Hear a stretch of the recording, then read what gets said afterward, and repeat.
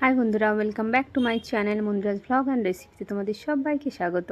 তা আমি বানিয়েছিলাম এটা ডালগোনা কফি, যেটা ইউটিউবে অনলাইনে সব জায়গায় খুব ভাইরাল হয়েছিল। তো আমি নিয়ে নিয়েছিলাম 2 চামচ কফি আর তাতে 1 চামচ হানি। সেটাকে আমি ফেটিয়েছিলাম প্রায় 5-7 মিনিট। তারপরে এরকম ঠিক একটা পেস্ট হয়ে গিয়েছিল। তারপরে 2 গ্লাস দুধ নিয়ে সেটা একটু গরম করে তাতে 2 চামচ করে এই ডালগোনা কফির পেস্ট দিয়েছিলাম। তোমরা এটা কোল্ড কফি, হট কফি যেমন করে ইচ্ছা খেতে পারো, কিন্তু এটা খুব সুন্দর, খুব টেস্টি হয়েছিল। আর তোমরা অবশ্যই চিনিটাকে স্কিপ করে হানি দিয়ে ট্রাই করার চেষ্টা করবে। এটা খুব হেলদি হয় আর খুব ভালো হয়।